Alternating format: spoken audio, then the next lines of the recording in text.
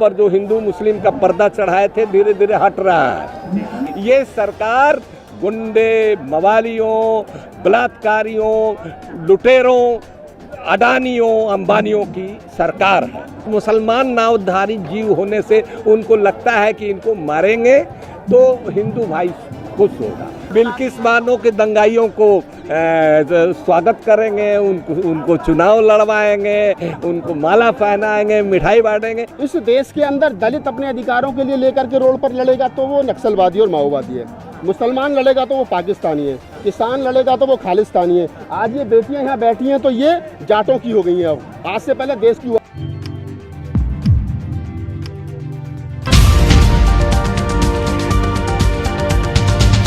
धीरे धीरे हट रहा है। लोग समझ रहे हैं कि ये सरकार महिलाओं की विरोधी है, ये सरकार नौजवानों की विरोधी है, ये सरकार किसानों की विरोधी है, ये सरकार माइनॉरिटी के लोगों की विरोधी है, ये सरकार गुंडे, मवालियों, बलात्कारियों, लुटेरों, अडानियों, अंबानियों की सरकार है। इसीलिए अब सब लोगों को समझना चाहिए, बिना जनता को मैदान में उतरे इस सरकार का खात्मा नहीं होगा।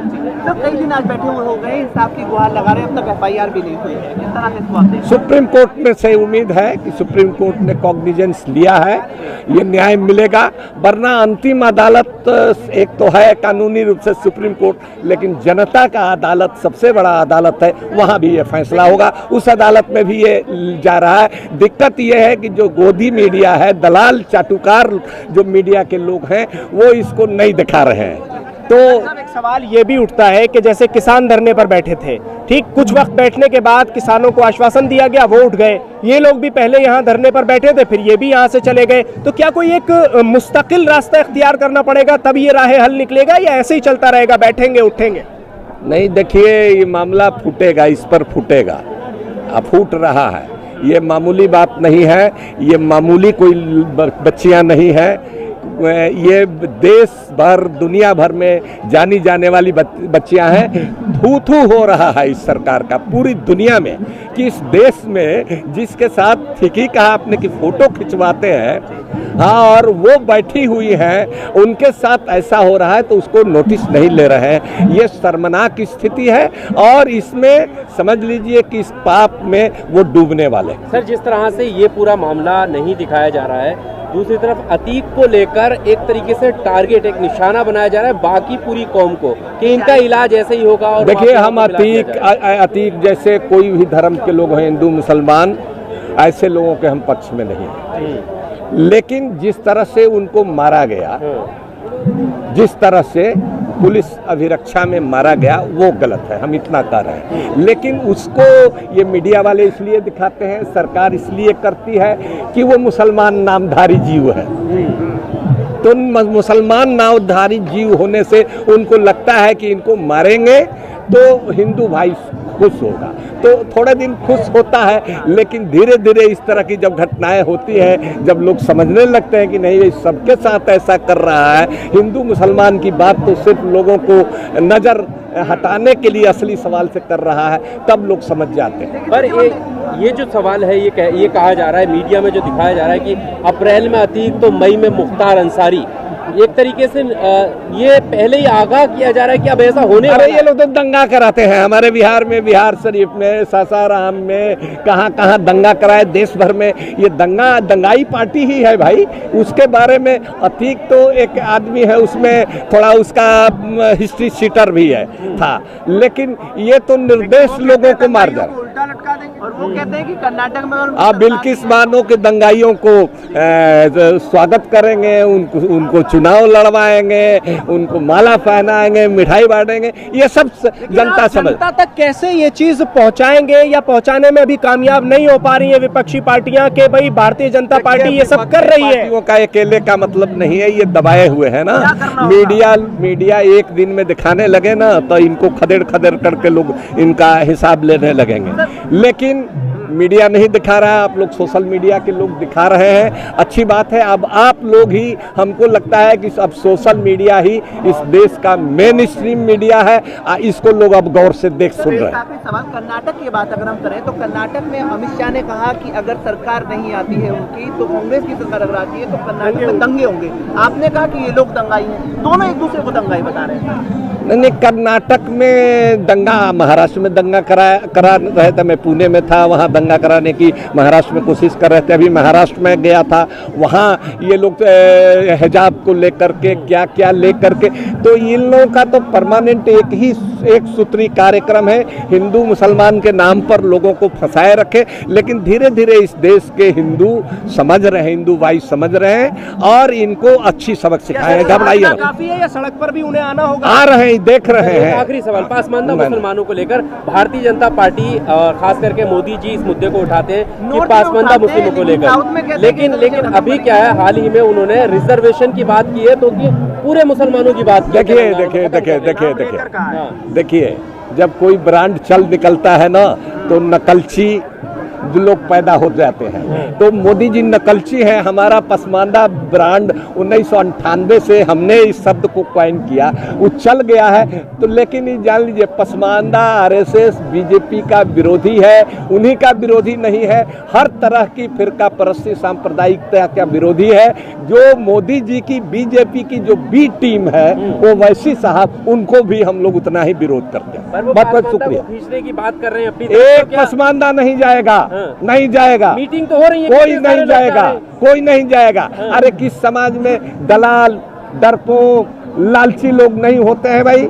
किस समाज में नहीं होते हैं? ऐसे लोग कटपीस माल एक आध निकल जाए, ऐसे लोग कटपीस माल एक आध निकल जाए। जिन बेटियों ने इस देश का गौरव बढ़ाया है, जिन बेटियों की वजह से आपको ओलंपिक में गोल्ड मेडल मिले, जिन बेटियों की वजह से इस देश के खजाने में सोने की बढ़ोतरी हुई, आज वो बेटियां खुले आसमान के नीचे ये कह रही हैं कि बीजेपी का 5 बार का सांसद गोंडा से ब्रजभूषण शरण सिंह उनका शोषण करता है, उनके ऊपर शारीरिक उत्पीड़न करता है, और सरकार के मुंह में, सरकार के पदों पर जो लोग बैठे उनके मुंह में दही जमी हो, तो इससे बड़ी शर्म की कोई बात नहीं है।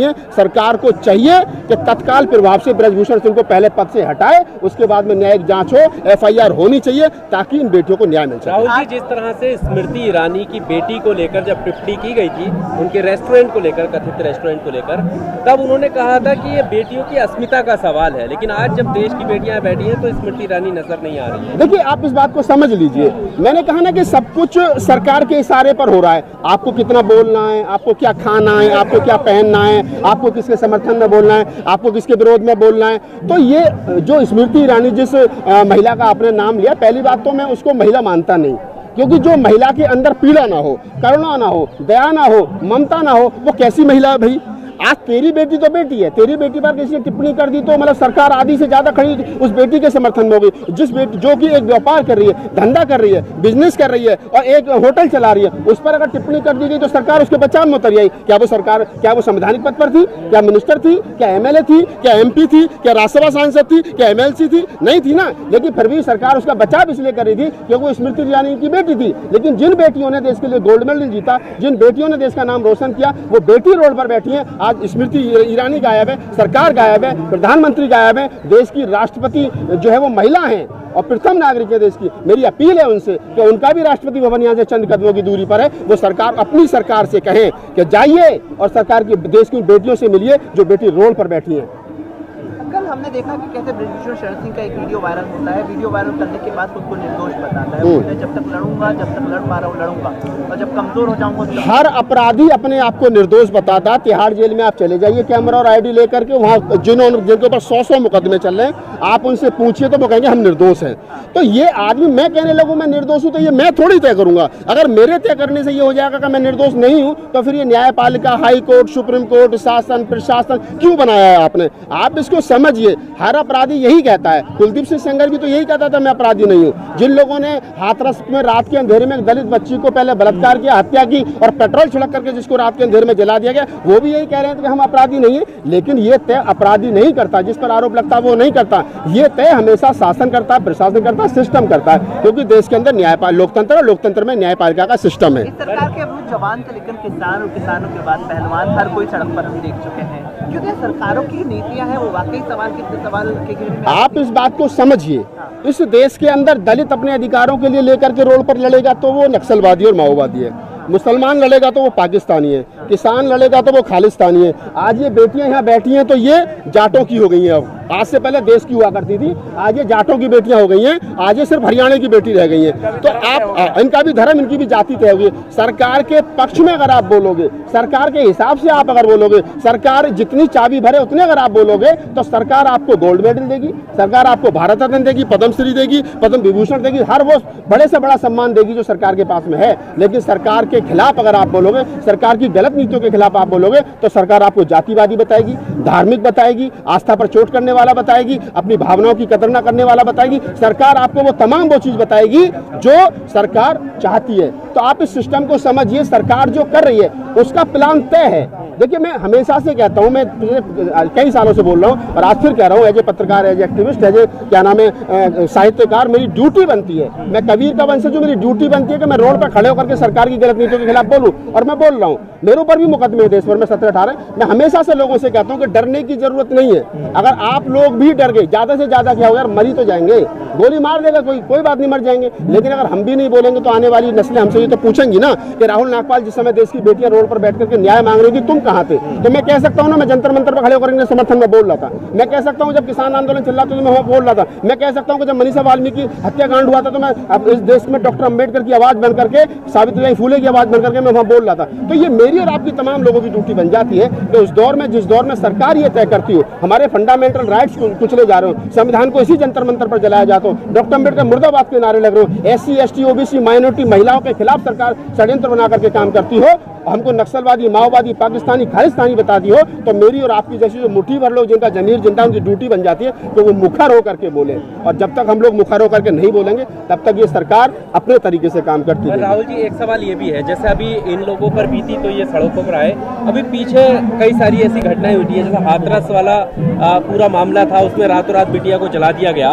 वैसे ही बिल्किस बानो के जो दोषी थे उनको छोड़ा गया। तो आम जनता, आम आवाम ये सवाल करती है कि ये लोग, जिनको बहुत सारे लोग फॉलो करते हैं, उस वक्त ये क्यों नहीं निकलते? इनके ट्विटर हैंडल पर क्यों सरकार की सिर्फ तारीफ ही निकलती है? क्यों उनको जो है सवाल खड़े नहीं होते कि आप खड़े हो इनके साथ? आपका सवाल बिल्कुल वाजिब और ये सवाल बनता है। देखिए, मैं क्या कर रहा हूँ, मैं कह रहा हूँ कि मैं अपनी ड्यूटी ईमानदारी से निभा रहा हूँ, इनको भी अपनी ड्यूटी ईमानदारी से निभानी चाहिए। अगर देश के अंदर हाथरस कांड होता है, बिल्किस बानो के साथ जस्टिस नहीं होता है, तो बोलना चाहिए। मैं तो हमेशा से कहता हूं कि अगर गुजरात के अंदर जस्टिस क्या नाम है उसके बानो के, बिल्किस बानो के अपराधियों को छोड़ करके उनके गले में माला पहनाएगी तो शर्मनाक था लोकतंत्र में। एक बेटी को पहले प्रेग्नेंट को क्या नाम है उसकी हत्या, उसके साथ बलात्कार किया गया, शोषण किया गया, और बाद में जिन लोगों पर आपराधिक मामले थे उनको जेल से छोड़ करके उनके साथ में क्या नाम है आप फोटो खिंचवा रहे हो, सेल्फी खिंचवा रहे हो, तो ये शर्मनाक है। हाल ही में जो बिहार में हुआ है, जिस प्रकार से एक दलित IAS की हत्या करने वाले एक अपराधी को वहां कानून में संशोधन करके उसको जेल से छुड़ाया गया, और वो छुड़ाने वाले कौन लोग हैं? वो लोग हैं जो कह रहे हैं हम बहुजन समाज के हितैषी हैं, हम क्या नाम है, हम तेजस्वी यादव हैं, हम लालू यादव के बेटे हैं, हम उप मुख्यमंत्री हैं, और वो उनके परिवार वहां जाकर शामिल, तो वो भी उतना ही अपराध शर्मनाक है जितना बिल्किस मामलों वाला मामला शर्मनाक है। और ये जो लोग जो यहाँ बैठे हैं और जो अपने आप को कहीं ना कहीं सेफ साइड कर लेते हैं, मतलब कहते हैं कि जब अपने दर्द, मतलब जब अपना दर्द होता है तो हम रोड पर हैं, और जब दूसरे का दर्द होता है तो सोचते हैं कि नहीं यार चलो हमने क्या बोलना है। जबकि मैं कहता हूं कि आप सेलिब्रिटी हो, आप पहलवान हो, आप साहित्यकार हो, आप पत्रकार हो, आप कवि हो, आप जो भी हो, अगर आपके इस देश के अंदर कुछ फॉलोवर हैं, आपको लोग सुनते हैं, तो आपकी ड्यूटी बनती है कि हर गलत काम का विरोध करना, संवैधानिक राइट्स के लिए लड़ना, और इस देश के जमहूरियत को बचाए रखने की लड़ना आपकी उतनी ही ड्यूटी है जितनी एक आम आदमी की है। आपसे निवेदन है कि आप हमारे चैनल को सब्सक्राइब जरूर कीजिएगा, ताकि आपको वो खबरें पहुंचती रहें जिनको गोदी मीडिया नहीं दिखाता है, वो हम आप तक पहुंचाने की कोशिश करते हैं। फिलहाल इस वीडियो में इतना ही, हमें दीजिए इजाजत, आगे फिर मुलाकात होगी आपसे किसी ऐसी खबर के साथ। तब तक के लिए जय हिंद, धन्यवाद।